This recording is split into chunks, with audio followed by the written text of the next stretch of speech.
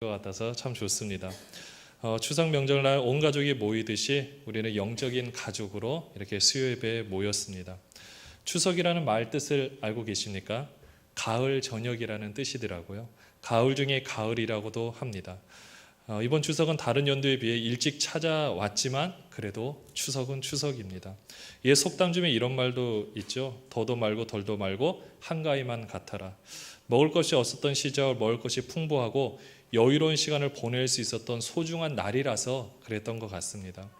물론 이렇게 가족들과 함께 즐거운 시간을 보내신 분들도 있겠지만 또 여러 가지 사정으로 그렇지 못한 분들도 많이 있는 걸로 알고 있습니다. 근무 때문에, 가정 형편 때문에, 또는 몸이 아파서, 또는 여러 가지 말 못할 사정 때문에 가족이라는 이름을 떠올릴 때 행복을 떠올리는 사람도 있겠지만 고통이라는 단어가 떠오르는 사람도 있기 때문입니다. 저도 70인 전도들을 같이 섬기고 있는데 보통 제가 전도할 때 많은 분들에게 이렇게 이야기를 할 때가 있습니다. 아버지의 마음을 가져야 한다. 하나님의 사랑은 어머니의 사랑이다. 그런데 보면 누구나 이렇게 공감할 수 있는 이 뜻이 그 어느 누군가에게는 예를 들어서 아버지로부터 버림을 받았다든지 아니면 그 어머님으로부터 상처나 여러 가지 일들 때문에 아버지의 사랑이 무엇인지 그런 모르는 사람들에게는 참 이렇게 접근하기가 힘든 것을 보게 됩니다. 어머니로부터 어렸을 때 버림받은 사람에게 어머니의 사랑을 어떻게 설명해 줄 수 있을까 한번 이런 생각도 계속해서 들게 되었습니다. 우리 주위를 둘러보면 의외로 이러한 분들이 많은 것을 보게 됩니다. 절대 깨어지지 않을 것 같은 가정이 깨어지거나 깨어지기 일보 직전이고 돈 때문에 형제 자매의 우애가 한 번에 깨어지는 것을 너무나도 많이 봅니다. 도대체 무엇 때문에 피로 맺어진 관계가 여기서는 제가 그깟이라는 표현을 썼는데요. 그깟 물질 때문에 깨지는가? 사실은 그깟 물질이라고도 할 수 있겠지만 어떻게 보면 이 물질이라는 것이 우리의 삶을 좌지우지하고 있지는 않은가 이 생각이 들었습니다. 이제는 그래서 그깟이라고 할 수가 없게 되었습니다. 점점 더 살기 좋아지고 점점 더 살기 편한 환경이라고 하지만 점점 패배감도 커져가고 있는 것을 보게 됩니다. 오늘날도 이런데 여러분들 예수님이 살던 시대는 어떠했을까요? 이외에도 삶의 여러 가지 문제 때문에 고민하고 있는 사람들에게 예수님께서 오늘 뭐라고 말씀하십니까? 정말 귀한 말씀을 해주십니다. 수고하고 무거운 짐진 자들아 다 내게로 오라. 여러분들 이때 당시에 수고하고 무거운 짐진 자들이 누구일까요? 아마 들어보신 분들은 또 아시겠지만 일단은 그냥 쉽게 생각하면 정말 살아가기가 힘든 사람들입니다. 물론 그 살아가기 힘든 사람들 중에 배경적인 역사를 보면은 그 당시 바리새인들의 많은 율법 행위를 얹어놨기 때문에 그 무거운 짐을 진 사람들을 그렇게 표현하기도 한다라고 이야기를 하는데요. 정말 그냥 생각해 보면 여러 가지 일들 때문에 힘들어하는 모든 사람들을 이야기하고 있는 것을 보게 됩니다. 동일하게 우리의 모습을 보게 되면 어떻습니까? 제사 문제 때문에 힘든 일, 친척들과의 불화 때문에 힘든 일, 자녀 결혼 문제, 각종 경제 문제 때문에 소망이 없이 살아가는 이 사람들의 이 무거운 어깨도 아마 다 같은 문제일 겁니다. 그런데 여러분들 한번 우리의 문제나 그 당시의 문제를 한번 잘 살펴보면요, 이 세 가지로 나뉘어지는 것을 보게 됩니다. 하나는요, 정말로 그 문제 때문에 힘든 겁니다. 그 다음에 다른 하나는요, 내가 세운 기준이 높아서 힘든 것을 보게 됩니다. 또 마지막 하나는 누군가가 세운 기준, 보통 사회적으로 이렇게 일반적으로 통용되고 있는 어떤 기준 때문에 힘이 드는 것을 보게 됩니다. 사실 이 원인은 지금도 유효한 것 같은데요. 예전에는 어떻습니까? 스마트폰이 한참 이렇게 개발되기 전에는 우리가 예전에 예를 들어서 친척 이렇게 추석 때 오랜만에 만난 친척들과 이렇게 친척들 또는 친구들과 만남 가운데서 알 수 있는 이야기들을 지금은요 실시간으로 카카오톡이라든지 다른 것을 통해서 너무나도 쉽게 알게 됩니다. 그래서 내 친구 아빠 이런 개념조차가 아니라요, 주위에서 일어난 진급이나 여러 가지 모든 문제들을 실시간으로 알게 되니까 거기에 대한 패배감 때문에 힘들어하는 사람이 얼마나 많은지 모릅니다. 이런 문제로 인해서 자괴감, 예전에는 추석 명절 때 둘러앉아서 듣기 싫은 이야기가 있었다고 하잖아요. 지금은 여러분들 그런 이야기가 별로 없는 거 아십니까? 제가 봐도 이번에 저도 가서 딱 보니까요, 누구 뭐 했는지 모든 얘기가 이제는 뭐 했다면서 그러니까 뭐 했다면서 이게 다 해서 어땠느냐, 그냥 그 어땠냐까지도 거기에 느낌이 다 기록이 되어 있기 때문에 거기에 대한 이야기가 이제는 별로 없는 것을 보게 됩니다. 언제 시집 가느냐, 이미 뭐 그런 얘기들이 별로는 없고요. 이야기의 패턴과 방향들이 정말 많이 바뀌어지게 되었구나. 이것을 아주 실감하게 되었습니다. 여러분들 한번 생각해 보면요. 여러분들 한번 본인한테 물어보셨을 때 여러분은 부자라고 생각하십니까? 아니면 반대로 가난하다고 생각하십니까? 나뉘어지겠죠. 나뉘어지는데 여러분들 이 당시의 가난하다의 기준과 지금의 가난하다의 기준은 사실은 천지 차이입니다.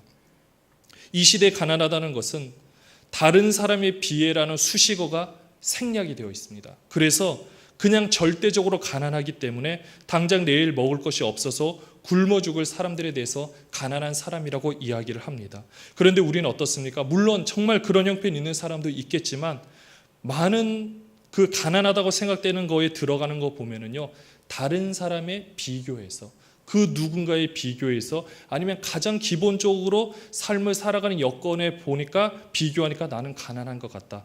그로 인해서 스트레스도 받고 힘들어하는 것을 보게 됩니다. 여러분, 제가 이 말씀을 준비하면서 예전에 제가 봤던 글들을 정리하면서 굉장히 재미있는 글을 발견했는데요. 여러분들, 우리나라의 중산층의 기준이 무엇인지 아십니까? 많이 들어보셨을 텐데요. 그럼 제가 중산층이 우리나라 중산층의 기준이 아니라 외국의 중산층 기준을 말씀드리겠습니다. 이거는 영국의 옥스퍼드 대학에서 제시한 영국의 중산층에 대한 기준입니다. 깜짝 놀라지 마시고 한번 들어보십시오. 페어 플레이를 할 것, 자신의 주장과 신념을 가질 것, 독선적으로 행동하지 말 것, 약자를 돕고 강자에 대응할 것, 불의, 불평, 불법에 의연히 대처할 것. 이것이 영국의 중산층의 기준입니다. 여러분들 물질 생각하셨죠? 여러분들 조금 있으면 이제 우리나라의 중산층 기준이 나옵니다. 그전에 또 미국의 중산층 기준이 있더라고요. 공립학교에서 가르치는 중산층의 수준이라고 합니다. 자신의 주장에 떳떳하고 사회적인 약자를 도와야 하며 부정과 불법의 저항, 그 외 테이블 위에 정기적으로 받아보는 비평지가 놓여 있을 걸 페어 플레이를 할 것. 이것이 미국의 중산층의 기준입니다. 한 나라만 더 소개할게요. 프랑스의 중산층의 기준입니다.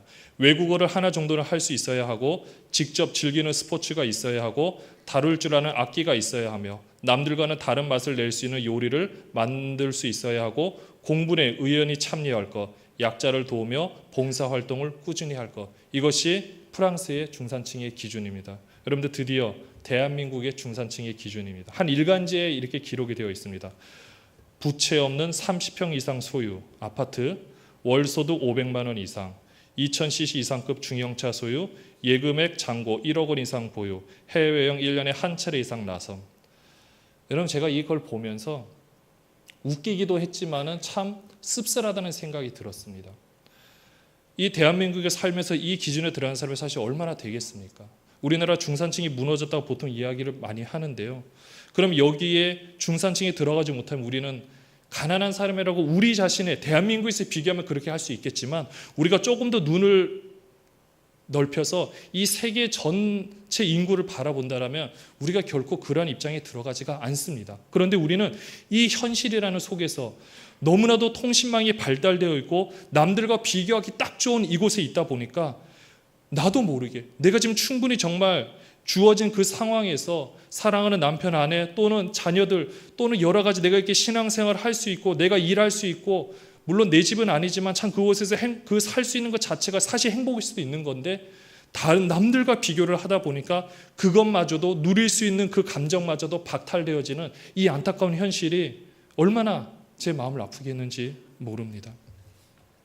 삶의 질은 둘째 문제로 생각하는 것 같습니다. 그냥 일단 돈을 먼저 생각하고 이 문제에 대한, 중산층에 대한 접근 방식이 이렇게 다르다는 것을 저건 많이 느끼게 되었습니다.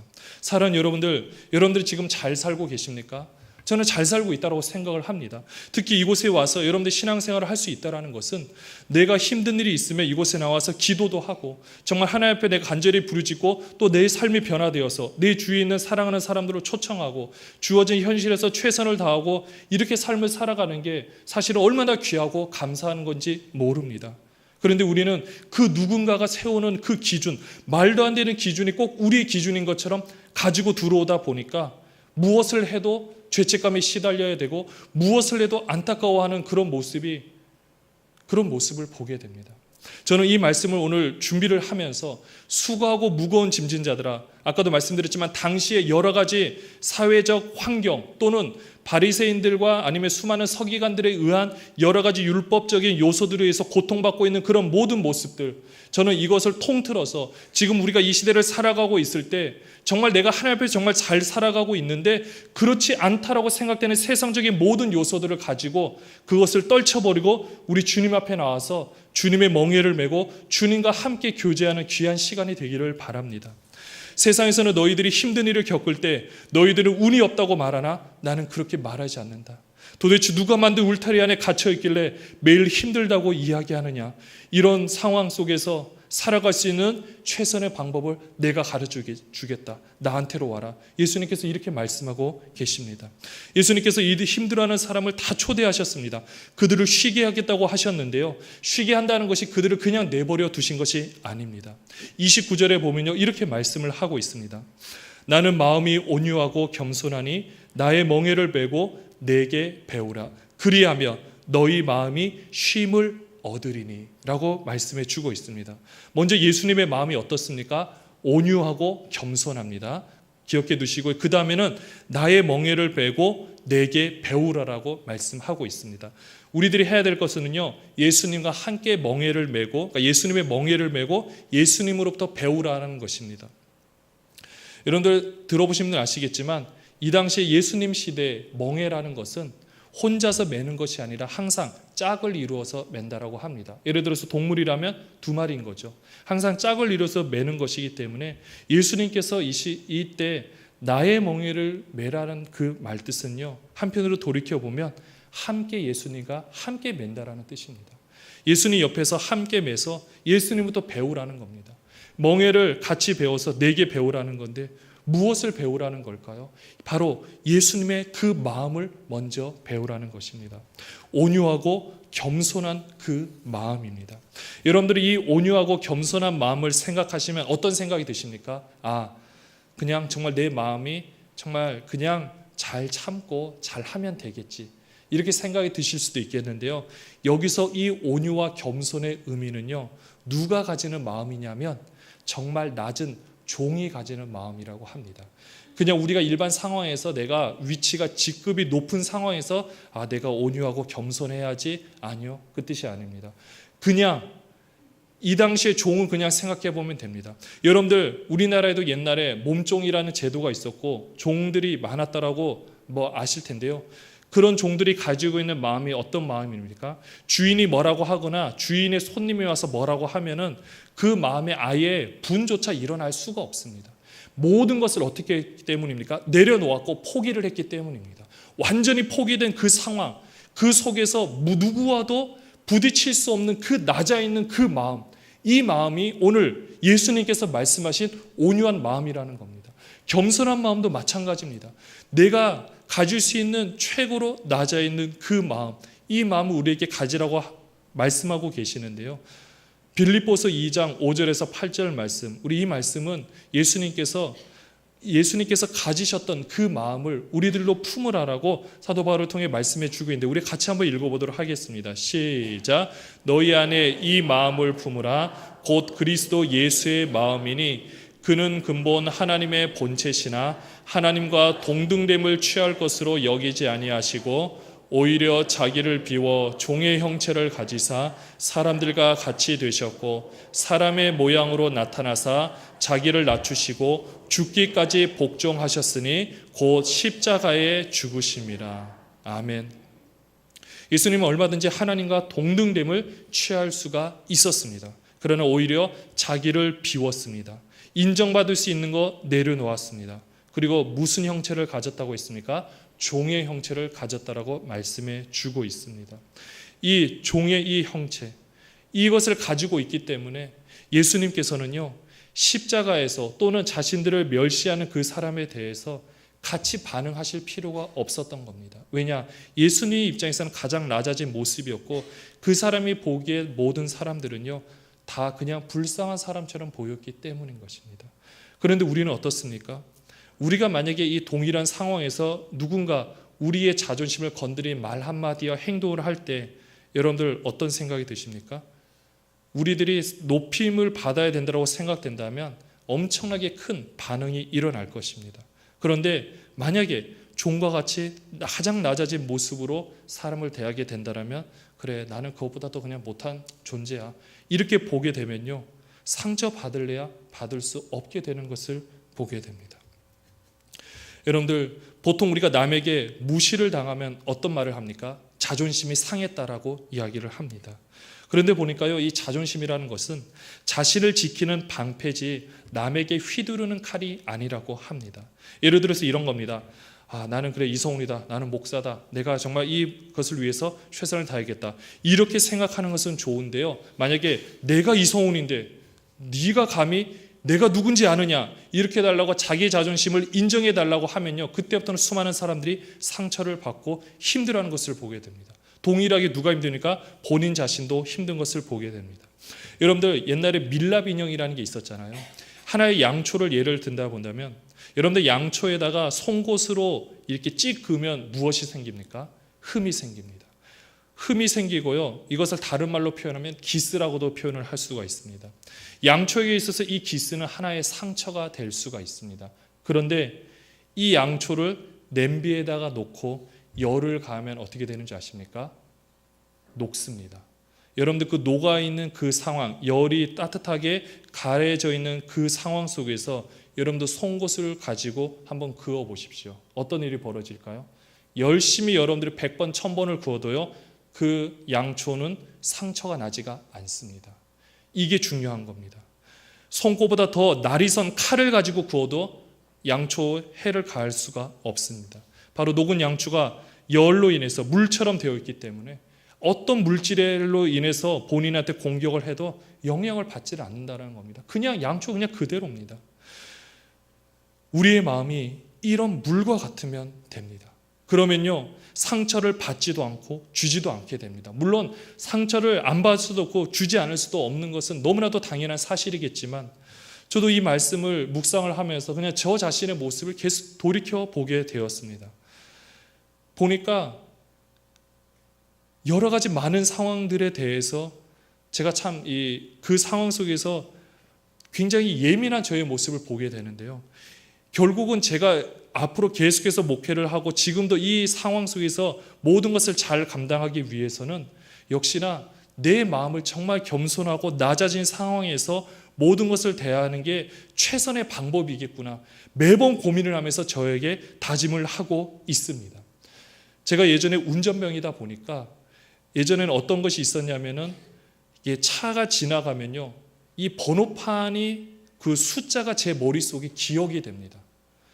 되게 웃긴 이야기라 할 수도 있겠지만 저희는 그것을 놓고 정확히 번호를 다 외워야 될 뿐만 아니라 우리가 제가 모시는 분보다 직급이 높으면 추월을 할 수 없기 때문에 다 외우고 있어야 됩니다. 그것과 아직도 여러 가지들이 있겠지만 예민해져 있는 그런 모습들을 제가 보면서요, 이거 말고도 정말 내가 스트레스 안 받고 또한 내가 정말 하나님 앞에서 또 사람들 앞에서 정말 최선을 다해서 잘하기 위해서는 내가 이 모든 부분에서 내려놓고 모든 것을 하나님께 맡기면서 그냥 주어진 상황에 최선을 다하는 것이 제일 좋겠구나, 매번 저에게 다짐을 하고 있는 것입니다. 여러분들, 예수님이 사역할 그 당시에도 얼마나 많은 사람들이 예수님을 조롱하였습니까? 특별히 십자가에 달리셨을 때 십자가에서 내려와라, 십자가에서 내려와라, 내가 만일 하나님의 아들이거든 십자가에서 내려와라. 이때 예수님의 마음은 단순히 그들을 용서하는 데 그친 것이 아닙니다. 왜냐하면 용서했다라는 것은요, 사실은 화나는 마음이 있으니까 용서를 한다라고 말을 하는 겁니다. 예수님은 그 정도 마음에서 멈춰 있는 것이 아니라 아예 이해를 해버리셨습니다. 이해를 해버리셨기 때문에 주여 저들은 자신들이 무엇을 하는지 모릅니다. 그 다음에 그들이 불쌍해집니다. 그래서 저들을 용서하여 주시옵소서. 저들이 무엇을 하는지도 모르니까 주님 용서하여 주시옵소서, 이렇게 고백하는 데 이르는 것입니다. 우리도 우리 주위에 있는 혹시라도 여러분들의 참 낮아진 마음으로 있는 게 참 정말 어렵습니다.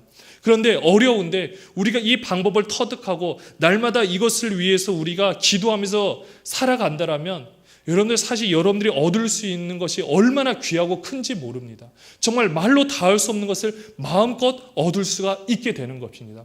여러분들 운동을 할 때도 스포츠나 아니면은 여러분들이 좋아하는 여러 가지 많은 취미가 있는 거야 생각해 보십시오. 여러분들 그것을 처음에 그것을 익히는 데는 많은 시간이 걸리지만 조금이라도 익히게 되면은요, 여러분들은 그것을 즐기면서 연습도 하면서 재미있는 시간을 보내게 됩니다. 그런데 그것을 못하는 사람은요, 그 자체가 고통스러울 수가 있습니다. 운동 못하는 사람에게 공 하나 주고 재미있게 놀아, 좋아하는 사람은 그것 자체가 정말 재미있게 놀겠죠. 근데 싫어하는 사람은요, 그 시간 자체도 싫은 거예요.